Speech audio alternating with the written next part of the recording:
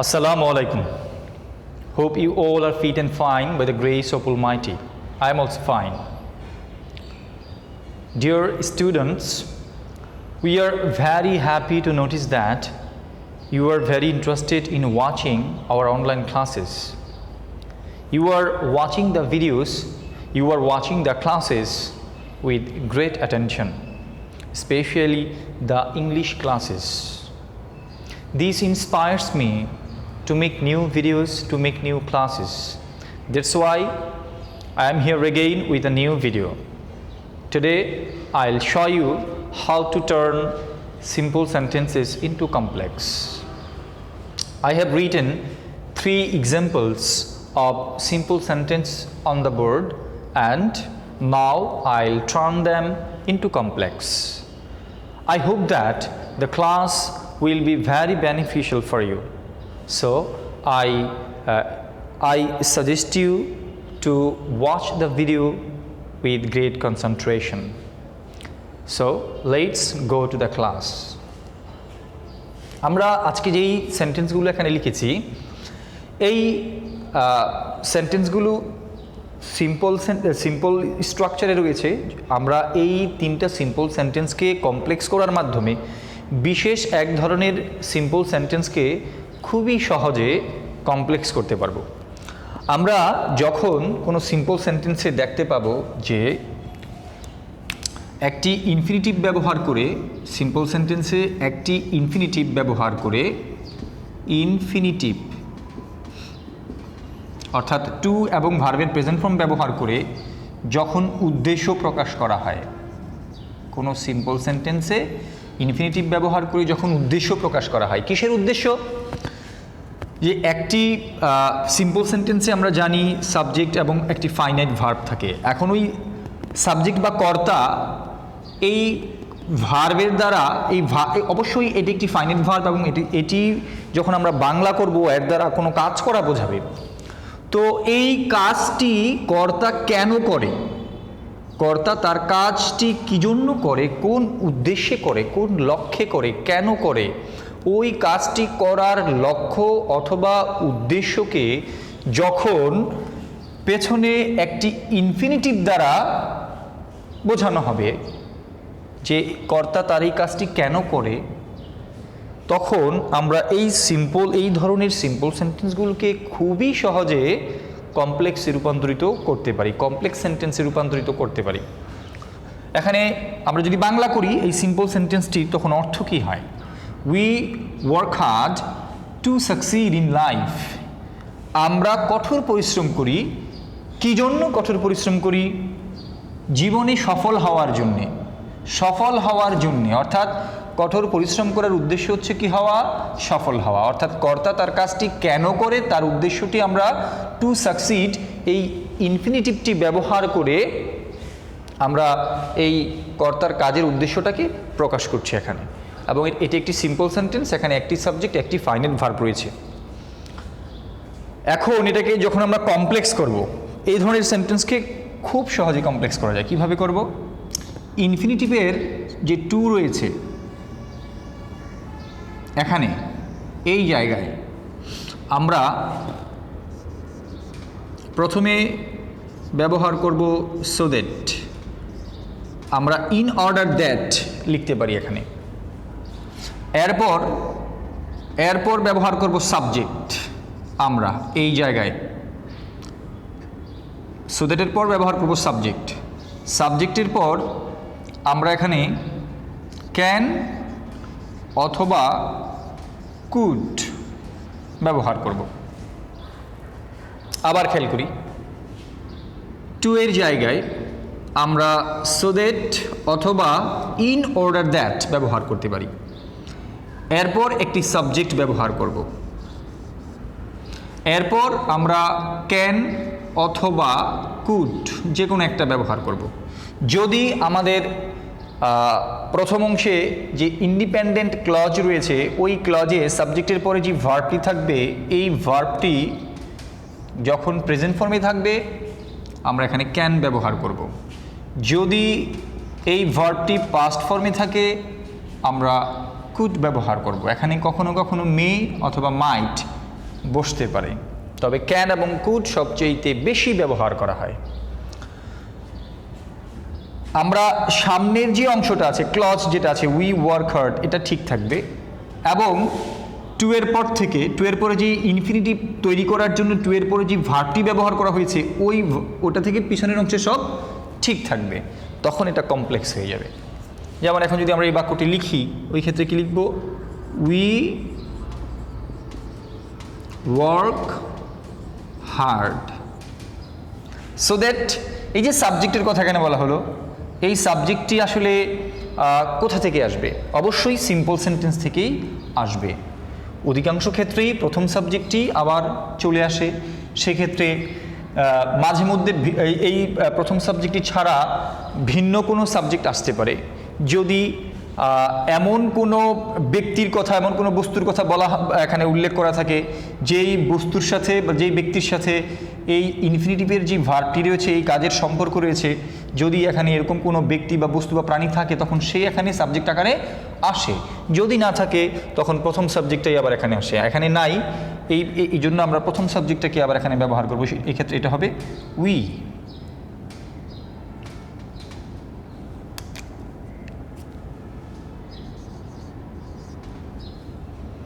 আর এখানে ক্যান হবে নাকি কুড হবে? আমরা দেখতে পাচ্ছি প্রথম অংশের যে ভার্বটি রয়েছে আমাদের ওয়ার্ক, এটি প্রেজেন্ট ফর্মে রয়েছে, সেই জন্য আমরা এখানে ক্যান ব্যবহার করব, আমরা কুড ব্যবহার করব না। যদি এখানে এই ভার্বটি পাস্ট ফর্মে থাকতো তখন আমরা এখানে কুড ব্যবহার করতাম।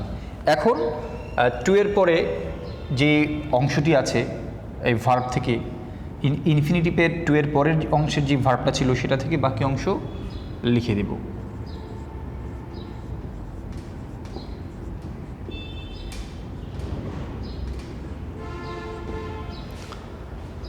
এটি একটি কমপ্লেক্স সেন্টেন্সে রূপান্তরিত হয়ে গেল। এখন আমরা জানি যে এটা সিম্পল কেন ছিল, এখানে একটি ইন্ডিপেন্ডেন্ট ক্লজ ছিল এই সেন্টেন্সের মধ্যে। আর এরপরে আমরা যেই সেন্টেন্স তৈরি করলাম সেখানে দেখা যাচ্ছে যে এখানে দুটি ক্লজ তৈরি হয়ে গেছে। একটি হচ্ছে, প্রথমটি হচ্ছে উই ওয়ার্ক হার্ড, এটি হচ্ছে একটি independent clause. So that we can succeed in life, এটি হয়ে গেছে একটি ডিপেন্ডেন্ট ক্লজ। সাথে একটি কি রয়েছে? ডিপেন্ডেন্ট ক্লজের সাথে একটি সাবঅর্ডিনেটিং কনজাংশন রয়েছে। সুতরাং এটি একটি কমপ্লেক্স সেন্টেন্স, এবং এই সেন্টেন্সের অর্থ একই রয়েছে। আমরা জানি ট্রান্সফরমেশন অফ সেন্টেন্সের মধ্যে অর্থের কোনো পরিবর্তন হয় না। এক্ষেত্রে উই ওয়ার্ক হার্ড, আমরা কঠোর পরিশ্রম করি, টু সাকসিড ইন লাইফ, জীবনে সফল হতে বা হওয়ার জন্য। এখানে অর্থটা কি হলো? উই ওয়ার্ক হার্ড, আমরা কঠোর পরিশ্রম করি, সো দ্যাট, যাতে, we can succeed in life, আমরা জীবনে সফল হতে পারি। আমরাও কঠোর পরিশ্রম করি সফল হওয়ার জন্য জীবনে, আর আমরা কঠোর পরিশ্রম করি যাতে আমরা জীবনে সফল হতে পারি। শুনতে ভিন্ন মনে হলেও আসলে মূল কথা একই। সুতরাং এটা সিম্পল, এটা কমপ্লেক্স। ঠিক একই রকমভাবে আমরা পরের সেন্টেন্সটাকেও কমপ্লেক্সে রূপান্তরিত করতে পারি।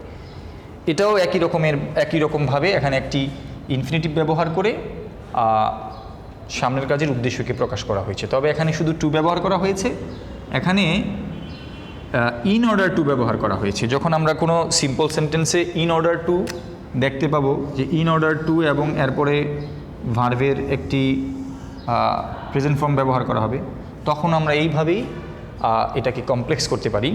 এখানে বলা হয়েছে we should read good books, আমাদের ভালো বই পড়া উচিত।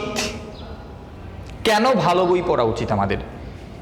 ইন অর্ডার টু এর অর্থ হচ্ছে জন্যে বা উদ্দেশ্য প্রকাশ করে। In order to learn moral values, নৈতিক মূল্যবোধ শিখার জন্যে।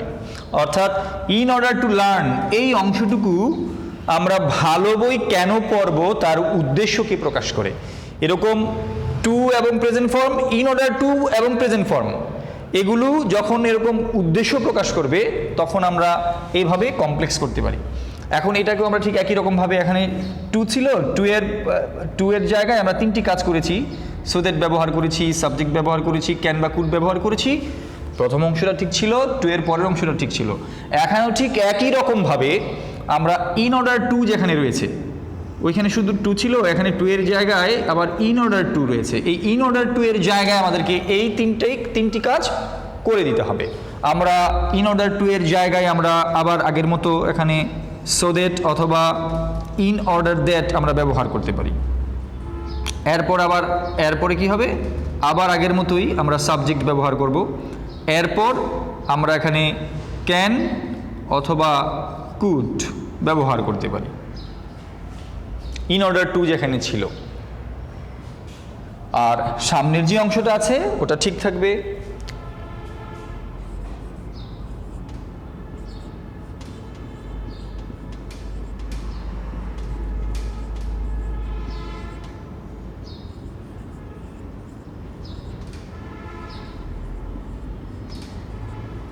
We should read good books so that, আমরা আবার এই যে সাবজেক্টের ব্যাপারটা, এখানেও দেখা যাচ্ছে যে we should read good books, আমাদের ভালো বই পড়া উচিত। In order to learn moral values, নৈতিক মূল্যবোধ শেখার জন্যে। এখন এই যে নৈতিক মূল্যবোধ শিখবে কারা শিখবে? এই যে আমরা বই পড়বো, আমরাই তো শিখবো, আমরাই শিখতে পারবো। অর্থাৎ এখানে এই সাবজেক্টই আবার আসতেছে, আমরা আমাদের ভালো বই পড়া উচিত যাতে আমরা নৈতিক মূল্যবোধ শিখতে পারি। এখানে আমাদের কথাই বলা হচ্ছে। যদি আমাদের কথা সাবজেক্ট এখানে উই আছে, উই অর্থ আমরা, তো এখানে আমাদের ভালো বই পড়া উচিত কেন? যাতে আমরা নৈতিক মূল্যবোধ শিখতে পারি। এখানে পিছনেও আমাদের কথাই বলা হচ্ছে, এই জন্য সাবজেক্ট এখানে আবার ওই প্রথম সাবজেক্টটা এখানে আমরা নিয়ে আসবো, সেটা হবে কি উই।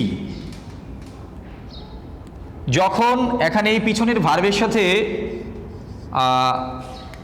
প্রথম সাবজেক্ট কাজ না করে অন্য কেউ যখন কাজ করবে সেন্টেন্সের ভেতর থেকে, তখন সেটাকে সাবজেক্ট আকারে নেওয়া যেতে পারে। খুব কম হয় এরকম, অধিকাংশ ক্ষেত্রে এই ধরনের সেন্টেন্সে প্রথম সাবজেক্টটাই আবার এখানে চলে আসে। এখন এখানে ক্যান থাকবে নাকি কুড থাকবে? এখানে we should read good books, আমাদের ভালো বই পড়া উচিত, আমাদের ভালো বই পড়া উচিত, এটা এই কথাটি প্রেজেন্ট টেন্সকে রিপ্রেজেন্ট করে, সেই জন্য এখানে আমরা ক্যান ব্যবহার করব। যদি আমরা পাস্ট টেন্স যদি পাই আমরা প্রথম অংশে, তখন আমরা কুড ব্যবহার করতাম। এরপর টু এর পর থেকে বাকি অংশটা লিখে দেব। লার্ন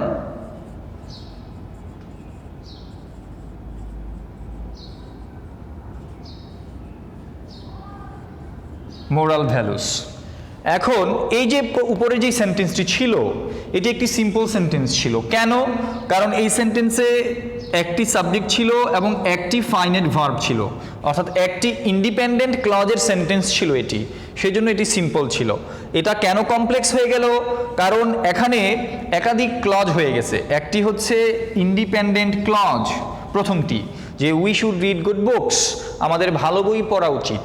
আর পেছনে এখন আমরা এই ইন অর্ডার টু এর জায়গায় যখন তিনটি কাজ করে দিলাম, তখন এখানে কিন্তু আরও একটি ক্লজ তৈরি হয়ে গেছে, এবং সেটি হচ্ছে একটি dependent clause, so that we can learn moral values, যাতে আমরা নৈতিক মূল্যবোধ শিখতে পারি। এখানে একটি সাবঅর্ডিনেটিং কনজাংশন রয়েছে, সুতরাং এটি একটি কমপ্লেক্স সেন্টেন্স, এবং এই দুটি সেন্টেন্সের মধ্যে অর্থেরও কোনো পরিবর্তন হয়নি। কিভাবে হয়নি আমরা একটু খেয়াল করি। We should read good books, আমাদের ভালো বই পড়া উচিত। In order to learn moral values, নৈতিক মূল্যবোধ শেখার জন্যে। এখানে কমপ্লেক্স হয়ে যাওয়ার পরে অর্থটা কি হলো? We should read good books, আমাদের ভালো বই পড়া উচিত, so that we can learn moral values, যাতে আমরা নৈতিক মূল্যবোধ শিখতে পারি। একই কথা, সুতরাং কথা একই রয়েছে, ঘটন পরিবর্তন হয়ে গেছে। এখানে একটি সাবজেক্ট একটি ফাইনাইট ভার্ব ছিল, অর্থাৎ একটা ইন্ডিপেন্ডেন্ট ক্লজের সেন্টেন্স ছিল। এখানে এই একাধিক সাবজেক্ট এবং একাধিক ফাইনাইট ভার্ব চলে আসছে, এখানে আবার একটি সাবঅর্ডিনেটিং কনজাংশন চলে আসছে, দুটি ক্লজ হয়ে গেল, একটি ইন্ডিপেন্ডেন্ট এবং অন্যটি ডিপেন্ডেন্ট অথবা সাবঅর্ডিনেট ক্লজ হয়ে গেল, সেজন্য এটি কমপ্লেক্স সেন্টেন্সে রূপান্তরিত হয়ে গেল। এখন অবশ্যই নিচে যেই সেন্টেন্সটি রয়েছে এটি তোমরা নিজেরাই করতে পারবা যদি খেয়াল করো। এখানে কি বলা হয়েছে? মিনা স্টাডিড হার্ড, মিনা কঠোর অধ্যয়ন করেছিল। To do well in the exam, পরীক্ষায় ভালো করার জন্যে সে কঠোর অধ্যয়ন করেছিল। এখানে আমাদের যে ইন্ডিপেন্ডেন্ট ক্লজের যে ক্লজটি রয়েছে, এখানে বলা হয়েছে কি যে মিনা স্টাডিড হার্ড, মিনা কঠোর অধ্যয়ন করেছিল। কেন করেছিল সে? উদ্দেশ্যটা কি ছিল তার? To do well in the exam, পরীক্ষায় ভালো করার জন্য। অর্থাৎ এখানে এই ইনফিনিটিভ ব্যবহার করে বা ইনফিনিটিভ ফ্রেজটি ব্যবহার করে এখানে প্রথম অংশে কর্তা যে কাজটি করেছিল তার উদ্দেশ্যকে প্রকাশ করা হচ্ছে। এরকম কোনো সিম্পল সেন্টেন্সে যখন কর্তা তার কাজ কেন করে, কী জন্য করে, এই উদ্দেশ্য যখন ইনফিনিটিভ অথবা ইনফিনিটিভ ফ্রেজ দিয়ে বোঝানো হবে, তখন আমরা সিম্পল করার ক্ষেত্রে ইনফিনিটিভের যে টু আছে ওই টু এর জায়গায় তিনটি কাজ করে দেই। কি কি? সো দ্যাট, এরপর কি? সাবজেক্ট, এরপর কি? ক্যান অথবা কুড। আবারও বলতেছি, এখানে মে বা মাইট হতে পারে, খুব কম সময় হয়। এখন সামনের ক্লজ আমরা ঠিক রাখবো, ইনফিনিটিভের পূর্ব পর্যন্ত যে ক্লজ আছে ওটা ঠিক থাকবে, এবং এই তিনটা কাজ করার পরে আমরা টু এর পরে যে পরের ভার্ব থেকে যে পরের অংশটা আছে এটা আমরা পিছনে লিখে দেব।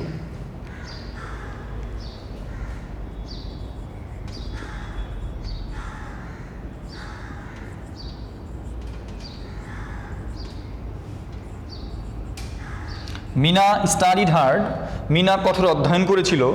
সো দ্যাট, এখানে সাবজেক্ট ব্যবহার করব।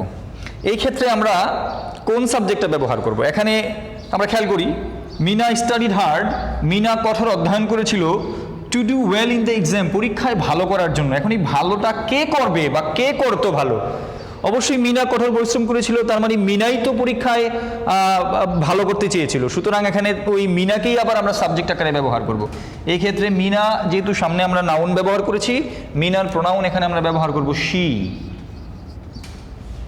এখন ক্যান ব্যবহার করব নাকি কুড ব্যবহার করব? এই ক্ষেত্রে এখানে স্টাডিড, এটা হচ্ছে ভার্বের পাস্ট ফর্ম, সেই জন্য আমরা এখানে কুড ব্যবহার করব।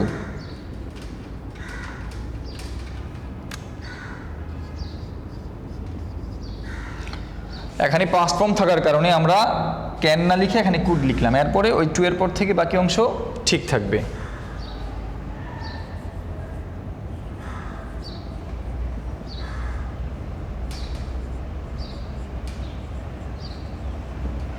তাহলে এখানে প্রথম সেন্টেন্সে বলা হলো কি? মিনা কঠোর অধ্যয়ন করেছিল পরীক্ষায় ভালো করার জন্যে। এখানে কি বলা হলো? মিনা কঠোর অধ্যয়ন করেছিল যাতে সে পরীক্ষায় ভালো করতে পারতো। তো এখন দেখা গেল একই কথা দুই রকমভাবে বলা হলো। এখানে একটা ইন্ডিপেন্ডেন্ট ক্লজের সেন্টেন্স ছিল, একটি সাবজেক্ট একটি ফাইনাইট ভার্ব ছিল, সেজন্য এটি সিম্পল ছিল। আর এখানে একটি ইন্ডিপেন্ডেন্ট ক্লজের সাথে পেছনে so that she could do well in the exam, এটি একটি ডিপেন্ডেন্ট অথবা সাবঅর্ডিনেট ক্লজ।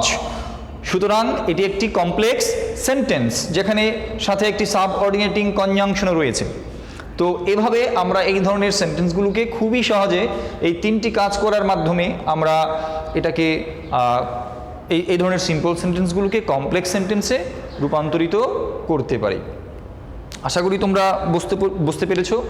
পরের ক্লাস দেখার আমন্ত্রণ জানিয়ে আজকে এখানেই শেষ করছি। ধন্যবাদ সবাইকে, ভালো থাকবেন।